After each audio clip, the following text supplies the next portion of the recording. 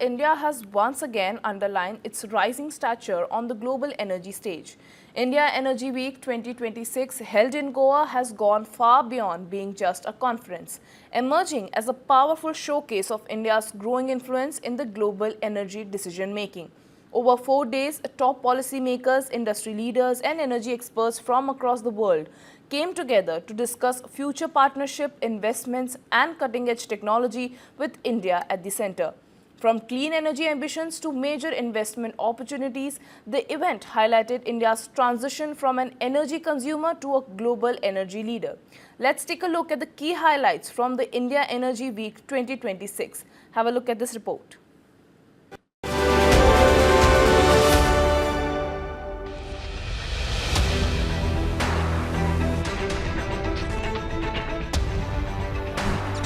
पचहत्तर हजार से ज्यादा एनर्जी प्रोफेशनल्स, 120 से ज्यादा देशों के प्रतिनिधि,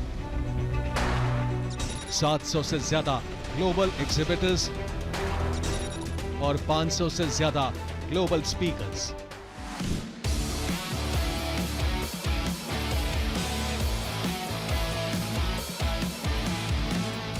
भारत साल 2047 तक विकसित बनने के लक्ष्य के साथ आगे बढ़ रहा है। इस सपने को पूरा करने के लिए ऊर्जा की जरूरत है, लेकिन वो ऊर्जा ग्रीन और क्लीन होनी चाहिए। इस दिशा में भारत तेजी से रिन्यूएबल एनर्जी और ग्रीन हाइड्रोजन की ओर कदम बढ़ा रहा है। इंडिया एनर्जी वीक के जरिए भारत ने ग्रीन एनर्जी को बढ़ावा देने के संकल्प को दोहराया और दुनिया भर के इन्वेस्टर को निवेश करने की अपील की। एनर्जी सेक्टर के लिए भारत बहुत बड़े अवसरों की धरती है। आज हम दुनिया में पेट्रोलियम प्रोडक्ट्स के टॉप 5 एक्सपोर्टर्स में से एक हैं।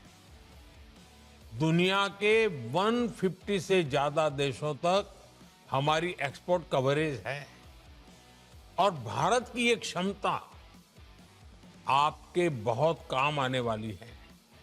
इसलिए एनर्जी वीक का ये प्लेटफॉर्म हमारी पार्टनरशिप को एक्सप्लोर करने का बहुत ही उत्तम स्थान है। आज भारत दुनिया के टॉप 5 पेट्रोलियम प्रोडक्ट्स एक्सपोर्टर्स में शामिल है और हमारी एक्सपोर्ट कवरेज 150 से ज्यादा देशों तक फैली है। इस क्षेत्र में $500 बिलियन से ज्यादा निवेश के अवसर मौजूद हैं, जो भारत की ऊर्जा क्षमता और वैश्विक महत्व को और बढ़ाते हैं। केंद्र सरकार अगले 10 साल में ऑयल एंड गैस सेक्टर में निवेश को $100 बिलियन तक ले जाने का प्रयास कर रही है।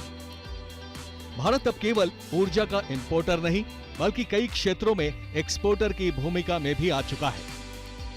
TV9 नेटवर्क से खास बातचीत में केंद्रीय पेट्रोलियम और प्राकृतिक गैस मंत्री हरदीप सिंह पुरी ने बताया कि आज भारत की ऑयल इकोनॉमी वैश्विक ऊर्जा संतुलन में एक अहम भूमिका निभा रही है।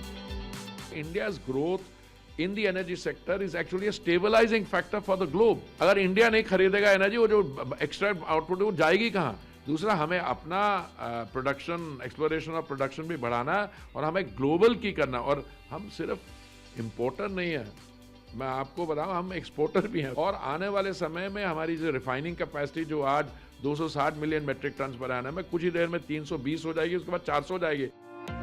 इंडिया एनर्जी वीक 2026 में यूएई के उद्योग एवं उन्नत तकनीक मंत्री डॉक्टर सुल्तान अहमद अल जाबिर, कनाडा के ऊर्जा मंत्री टिमोथी हॉडसन के अलावा America, Europe, middle east, Asia और अफ्रीका से आए डेलीगेशंस ने हिस्सा लिया। इससे ग्लोबल एनर्जी डिप्लोमेसी में भारत की लगातार मजबूत होती भूमिका साफ नजर आई। The sheer size of this event reflects the simple fact that India increasingly sits at the center of global energy growth. As India consumes more crude to fuel its refineries, ADNOC is proud to be a trusted, dependable supplier. And as India aims to double natural gas in its energy mix, we have made this nation our #1 market for LNG. Goa में आयोजित India energy week ने दिखा दिया कि भारत अब global energy मंच पर सिर्फ भागीदार नहीं, बल्कि लीडरशिप रोल में नजर आने वाला है। तो कुल मिला के इंडिया एनर्जी 2026 के इस वैश्विक मंच ने यह साफ कर दिया है कि भारत अपनी ऊर्जा नीति में केवल उसकी ज़रूरत तक सीमित नहीं रहेगा, बल्कि पूरी दुनिया को रास्ता दिखाने का काम करेगा। भारत सरकार की प्राथमिकता है कि उसकी ऊर्जा नीति के अंदर जो उसकी ऊर्जा व्यवस्था है वो साफ सुथरी और टिकाऊ ऊर्जा पे आने वाले समय में काम करे। इस कार्यक्रम में एक स्पष्ट संदेश ये दिया गया है कि आने वाला समय सस्टेनेबल एविएशन फ्यूल हो या ग्रीन हाइड्रोजन हो और इलेक्ट्रिक मोबिलिटी हो, उसका होगा। और साथ साथ जो मौजूदा चुनौतियां हैं उसको भारत सरकार अपने साथ लेके चलेगी और 2070 का जो उसका लक्ष्य है नेट जीरो का, उसको भी वो ध्यान में रखेगी और उसके लिए बाध्य भी है। चेतन के साथ शिवांग माथुर, TV9 भारतवर्ष, गोवा।